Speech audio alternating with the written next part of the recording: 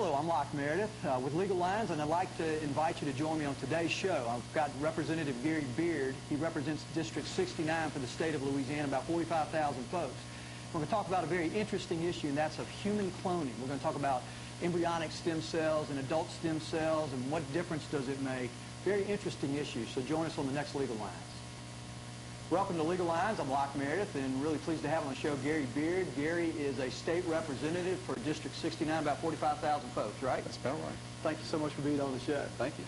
Really some interesting stuff we were talking about beforehand, but first let's let everybody know a little bit about you. Give them some personal info. Oh, okay. Born here in Louisiana, Lake Charles actually. Our family moved to Baton Rouge shortly thereafter. Went to school here in Baton Rouge, and then after graduating from civil engineering at LSU, went to Texas to work and missed home. Everybody seems to bad. come back. Missed All my home. friends who left came back. The money was good in Texas, but when it was finally all said and done, missed family, missed home, and came back. Small family engineering business, construction business. Developed some new technologies for environmental treatment, for treatment of water, which we market on a global basis, and started here in Baton Rouge. And got into politics. Yeah, just one day, it was, you know, I felt like I'd been complaining about things for a long time, and finally it was to a point where I said, you know, you just can't sit back and complain anymore. You have to try to do something about it. So, and you didn't go small. You kind of went straight to the kind of where you could. That was the door that opened at the time. And took over Chuck McMain's district. Right. We took over the second half of his term, and then reelected last year to a full term. The next 4 years. I want to talk. I had initially planned to immediately talk about the stem cell research. Okay. Let's dive into that. All right. I know you put up, and we're going to have to define some terms because Yes. I think most folks like me don't have a clue. It's very complicated. And so let's get into it. All right. We several years ago, Louisiana had a ban against human cloning, but the ban had a sunset provision in it, so the ban on cloning Went away. Expired. All right, now let's define human cloning. All right. To clone a human being would be to create, for all intents and purposes, an exact duplicate of another human. What you would do would be to take the egg of a woman, take the nucleus of the egg out, and then take, for example, a skin cell, a somatic cell, any non-sex cell, your hair, your skin, blood. We take that somatic cell and we renucleate that denucleated egg. Almost like fertilizing it like sperm in an egg. It's effectively the same thing. I mean, the sperm that created you, we're using that effectively to renucleate that egg. Now, the difference is we combine a sperm and egg, we get a new human. We do it this way, we get an exact duplicate of an existing human. Okay, now that's the same, it's called somatic cell, non-sex, somatic cell nuclear transfer. We're transferring it into an egg. That's how we created Dolly the sheep. That's how we create the cloning of animals. The same process could be used to clone a human. That's the problem area. Boy, it almost takes your breath away, really. Why would you want to? Sounds like, what was that Arnold movie? It's got a lot of dark Hollywood to it. Unfortunately, it's true, and that's the bad side. So why does anyone want to do that? What is the argument for doing this? The argument goes into stem cell research. That's where the argument leads And to. we've heard a lot about that in the national media with Nancy Reagan and Sure. great Well, now President Ronald think Reagan. about this, though. To clone a human, to duplicate an existing human being, I don't know anyone, living or dead, I want to see two of. And I don't think anybody else does either. So we say, okay, we don't want to clone a human being.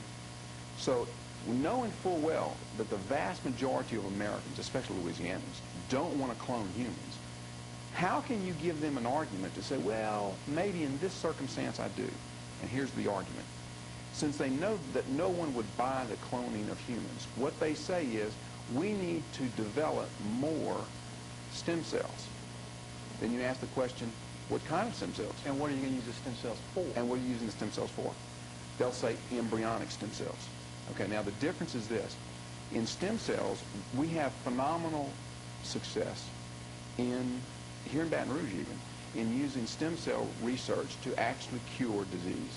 Parkinson's, diabetes, Down syndrome, all these great things that are being accomplished with stem cells is non-embryonic, or meaning it did not come from an embryo. It could have come from after-birth material, the placenta. It could have come from your actually from your body right now.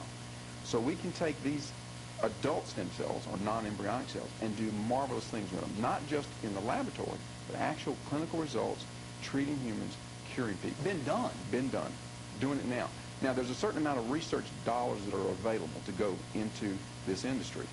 And all of it, the vast majority of it, rather, is being funded toward adult or non-embryonic stem cells. In fact, I heard that President Bush actually has put $20 or $30 million into this type of research, whereas I think his predecessor had done nothing, or very little. And the reason is because people are saying the scientists who want to clone have to have an excuse. In order to clone, I have to create a human embryo.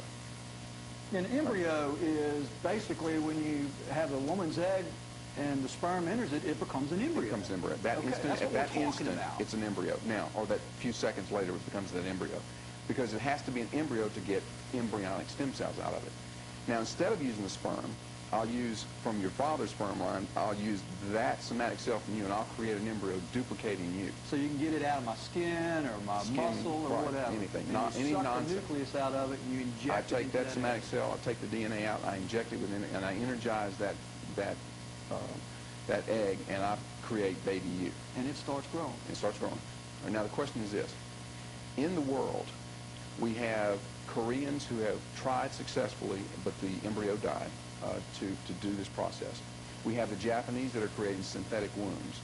Okay, and you look at all this stuff that's going on, and here's the question. If I create a duplicate of you, do I have the right to destroy human life?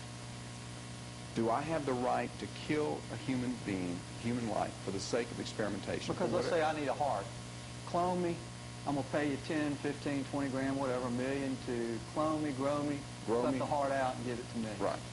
Lord. Okay, now the question you have to ask yourself is this. If I create a duplicate of you, according to the U.S., to state law, that embryo is a juridical person that has rights, can even be adopted, and has been adopted in the state of Louisiana. So according to state law, an embryo is protected. Okay, that's the first thing. Second thing is I have created a duplicate of you, another human being. Our U.S. Constitution says that one human cannot own another. Who owns that embryo? Third issue. You come to a corporation and you say, clone me. How many times did they clone you? Do you even know? Have, in fact, they created cellular DNA of you that could be used against you at some later point, somewhere down the road? Have we opened a door to something that's so dark, so Orwellian in nature, that we need to just stay away from it? Well, and what's interesting is, and we talked about it, is once you go down this road of potentially creating life and then destroying it for some other use, you kind of opened up this Pandora's box of what do you do with just the value of life. It's an interesting and very philosophical debate. It's here. It's constitutional issues, it's moral issues, it's legal issues, it's all rolled into one. The only thing that can be said on the embryonic side is that people are pushing it forward. Diabetic associations have gotten involved in it, saying maybe there's some hope out there. But the scientists who want to do that, bottom line, it's about money. It's about money for scientific research to go beyond that step and to be able to clone a human being. All right, I want to keep talking about this on the next segment. This is Locke Meredith, Legal Lines, and Gary Beard, and we'll be right back talking about the stem cell research. Welcome back to Legal Lines. I'm Locke Meredith, and having a lot of fun talking with Gary Beard. He is our state representative for District 69. And we were talking about this whole stem cell research debate that's taking place in our nation and locally. Right. Well, let's keep going. All right. Why would somebody say, I want to use an embryonic stem cell instead of an adult stem cell? Well, there's a theoretical argument that's made that, and it's all theoretical, and because there's no clinical work on the embryonic side. It's all in the laboratory setting. Of course, that'll be their argument. Hey, you hadn't given us a chance to prove it. Exactly. And so what you look at is you say, okay, you're saying you want to be able to clone a human for the purpose of creating an embryonic stem cell, because that embryonic cell could effectively, since it's unprogrammed, could become anything. Could actually become any cell in our body, and I can place it wherever I want and make it become something else. So it'll grow into a brain or a liver or a heart or whatever. But at the same time, on the other side of the argument, you're saying, well, wait a minute, the adult stem cells that we're taking out of people are doing the same thing, and it's effective. So why do we still have to go this way? And when you look at this side, you say, well, wait a minute, when you took an embryonic stem cell out of a rat and you put it back into the cancer-ridden brain of the rat, and you grew cells from that stem cell, what happened? Well, it became brain tissue, and it also became hair, and it became bone, and it became everything else. Wow. So so it was almost like it was programmed to become the complete human being. Right, exactly. Interesting. And so we've got so much failure with the embryonic and so much success over there, where, if we're investors, where are we going to put our money? We're going to put it where we get the most return. The most return is over there, not over here. Unless, of course, that's not where you're stopping. Unless, of course, what you really want to do is be able to write your own financial ticket and be the first person to clone a human being. Okay? Because with artificial wombs, we can grow just about anything. Now, when I say just about anything, I mean just about anything. When they asked the guy in California who had recently, that was last year, tried to get a patent, he had developed a system for half baboon, half human. All right, now we've got the mix of Arnold Schwarzenegger's movie Total Recall, and we've got The Matrix, and we've got Planet of the Apes all rolled into one. We've got people out there who want to grow part human and part animal. The Korean said something about, in the last magazine article I read, he said he wanted to grow half cow, half human. What in the world benefit is there to that? I don't know. Maybe the ancient Greeks were just a little early in their philosophies, but it seems like we're going down a path that's very dark, very sinister, in fact. And I think we should maybe put the brakes on it a little bit. And instead of just rushing pell-mell down this path, let's take our time. Let's work on the stem cell research that we know is proven to help our people. Let's put our money on what we know works. And let's draw the line at this dark, sinister part of cloning a human being. And the folks, not everyone that's probably interested in this is motivated by that, but certainly it can be manipulated. It can be manipulated, and that's what I want to make clear that or make sure I understand what we're saying here. The embryonic cell, the argument goes, can grow into anything that you want it to, depending on where you place it. Theoretically. The adult stem cell is already programmed to grow into something because it's coming from that area of the body. So if I need a brain cell, I need to get a brain stem cell. As I understand it, right. Or a heart, or something of that sort. And so it's more programmed. I've seen so many scientific journals on adult stem cell research where people with spine disease have been cured, heart disease have been cured, diabetes has been cured. In fact, the Edmonton Protocol in Canada is showing tremendous success in curing diabetes with adult stem cells. So you're not anti-fixed folks? Oh, absolutely. No. In fact, we want to promote and develop as much stem cell research as we can for the cure of disease. Because I've got diabetes. I think you said folks my family does got too. Diabetes. Just let's not clone humans for that purpose. Very interesting. So you proposed a ban. I proposed a ban. It passed the House overwhelmingly. 2 years in a row, but it bogged down in the Senate. There is a senator, Senator Hines, President of the Senate, who would like to allow the cloning of humans for the purpose of research, and I'm just opposed to it. So we'll continue the fight next year. Very interesting. It's going to be interesting to see where the governor weighs in on this one. And she has not. She has not. Bottom line is it's going to happen, though, isn't it? Sooner or later, something is going to give, and I'm just hoping that the people of Louisiana will take the high moral ground and say, we want research to continue, we want it to flourish, we want to help people, but we don't want to clone humans to get there. And if it's going to be some kind of new, miraculous cure, we're going to know about it one way or the other. One way or another, it's going to happen. But if it's a failure that so far it seems to be, then we're going to know that too. Yeah, and I don't think we need to open the door to that dark side right now. I think we can stop, be very cautious about what we do, promote the research that's being done in Louisiana right now. Next session, I'm sure we'll have two bills, the complete ban on human cloning or the alternative program, which was called Clone and Kill. You can clone them, but you got to kill them. So. Interesting. And the bottom line is we don't have a whole lot of money to go throwing around. Yeah, and to me, I guess that's what's really striking me is that, and you said it, you're going to put your money where the greater potential for return is. Absolutely. And I think this, it came up with my conversation with Mike Futrell that there's this gene, cell gene here in town, right? Which is using placenta cells to accomplish all kinds of stuff. Fantastic results. Here in Baton Rouge alone has become in this center. And if all these companies, major corporations, are putting all this money into that type of research, and it's not going the other way, there's a reason for it, because that's where it's the most profitable, and that's where the most return is being seen. And that's where we need to be as well. And the return is because it has the greatest potential for success. That's correct. Very interesting. Well, let's talk about, Mike Gutierrez was talking about all the great things that are happening in Baton Rouge in terms of economic growth and the different companies that are coming in. Talk to me about your experience in the movie-making deal. That was really interesting. I started out a while back, several years ago, had written a novel, had gotten the right, of course, filed it with the federal government and got copyrights and all that, and then had negotiated a contract to publish the novel with a company out of Ohio. Someone in California, in Malibu, found out about it, a movie producer, and asked me to fly out there, and so I went to meet with him, and we turned it into a screenplay. Through a series of events, the screenplay goes to Sean Connery, and Mr. Connery reads it, and I get introduced into some of the hierarchy of how neat out in L.A., and one thing leads to another. And what I found in the industry was that the industry is shifting, and that digital production is the way of the future. That's where it's heading. And what I love is, I mean, you have been, it's not like you're reading about it and don't know. You've been, I mean, didn't you tell me that it was actually made into the movie? Or well, we had Indiana Jones or something? No, we had, well, actually, I had, in working with Mr. Connery, he had, I had another screenplay that I had written that was circa 1938 in that setting. And he was interested in doing the fourth in the Indiana Jones series, so I converted my story into an Indiana story and worked with him on that. And that led to a working relationship with him and a friendship. So you've been intricately involved in this whole industry. For a while now. And we've got some good people here in town that do great editing work. And we've got some people that are good writers here. A director, The Pistol was done here in this area.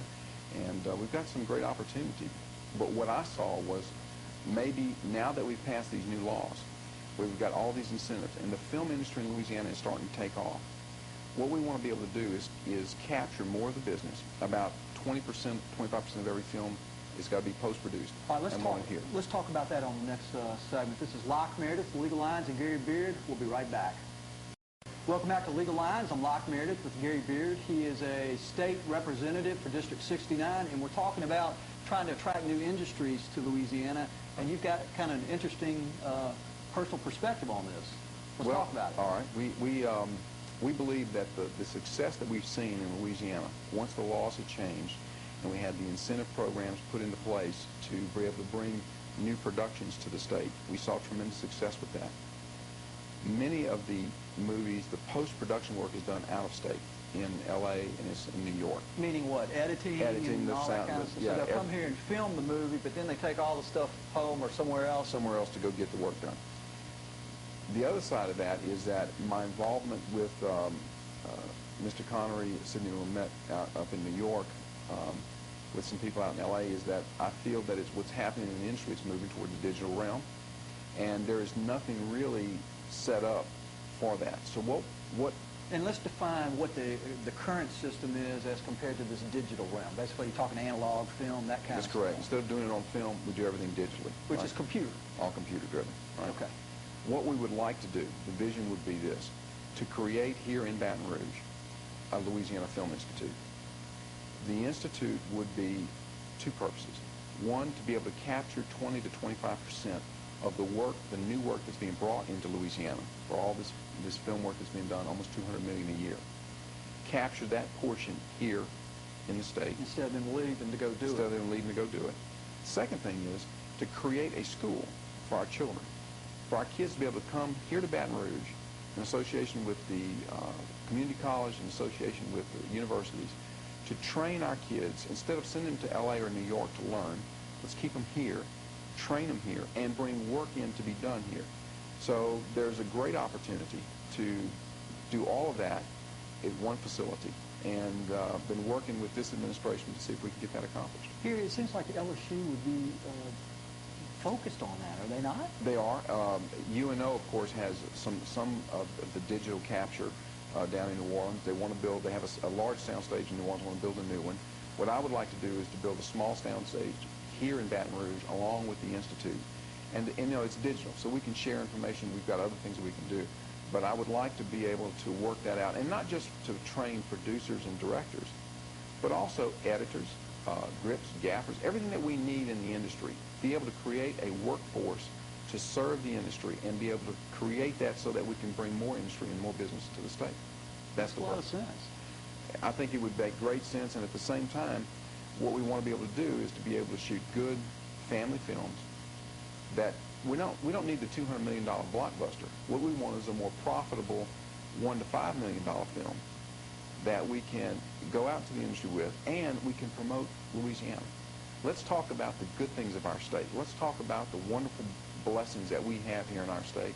And let's change the mindset about what Louisiana really is. Boy, I'm so tired of hearing all the negative about it. Right. We do have some We have good so stuff. much. We're blessed to say. Mike was talking about all the things that are taking place in Baton Rouge, but we also discussed some of the issues that you see that face the new governor and, Right. and the legislature. Why don't you tell me what you see as being the big issues? Well, we've got several issues. We have, as you know, I co-chair the House Subcommittee on Planning and Construction.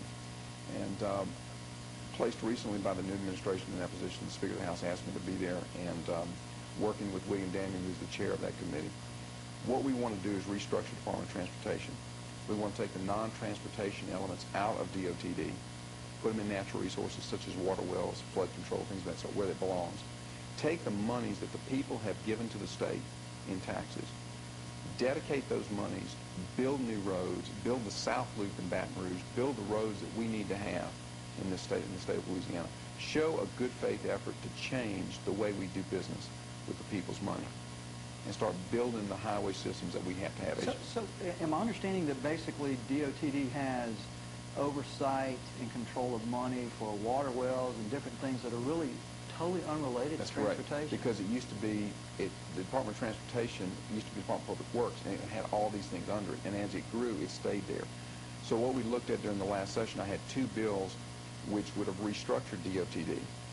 But since the new administration was coming in and the new secretary was appointed, who was at LSU, when William Daniel and I were both at LSU in engineering school, we decided to sit down with Johnny, work with him, and see if we could do it amiably together, working together, House and the House Committee and the Senate Committee and with DOTD, restructure it and reuse those funds to build more roads. So if you take the wells, water wells and stuff out, then the money that's left with DOTD, there's frankly more money. More money available to use to address the infrastructure and that's what problems. the pennies per gallon are dedicated toward, is roads. So let's see if we can keep Makes that money. sense. I mean, that's where Bond the that money, build is the supposed roads. to be focused. Exactly. So that's the other thing would be we tried to pass a couple bills. The governor was opposed to it. We're going to hopefully work with her next year. But in 40 other states, you can depreciate value. In other words, if as a private enterprise, you can build something faster, quicker, better than a government can. Okay. You can also depreciate that off your federal taxes. The government doesn't have federal taxes, so it doesn't have any need for that. However, if you have a public-private partnering arrangement where you're building a government facility and you can still take credit for it off your taxes, perhaps the government can enter into a contractual relationship with you, as they can in 40 other states, whereby that depreciation value that you get, that cash value you get, you could share with the government. Got to basically give you part of the savings. So in other words, let's say the city of Baton Rouge was going to build massive treatment systems, which they are, okay?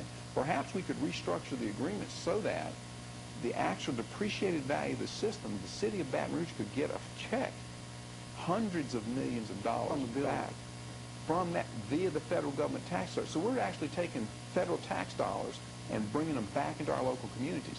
Now, but you're taking it from the guy who built it, right? Well, part of it. He's keeping part of it, and the government. But otherwise, 100% would have gone to him. That's correct. Otherwise, 100% would have gone to him. So basically, his cost in the way he analyzed all that would go up. There's a tweak in the federal law that may occur. That they're starting to realize this loophole. They may want to close it down. 40 other states. If you did the same project in Mississippi, Arkansas, or Texas, you could take advantage of it, but not in Louisiana. And what we're saying is, let's change the way we do business in Louisiana. Let's keep up with everybody else.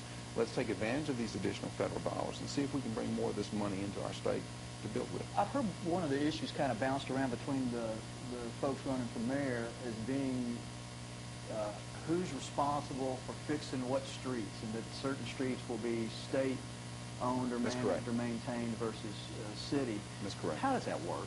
Well, there are certain roads in you know, as the city expanded and went into the state highway system, there's certain roads within the city or corporate limit or within the parish boundary that are state financed and state funded. However, so can the city fix a state road? well, the city could do it at their own expense, sure. Okay. You could fix it It'd on be your like, own. your house has got a bad roof, I'm going to go fix your roof with my money. Yeah, the argument is, though, is that you say, well, who's responsible? Well, the city has to make the plea before the Appropriations Committee of the House. And so, don't blame the Transportation Committee. If you hadn't gotten your money, then you're not doing your job soliciting it from the administration. Right.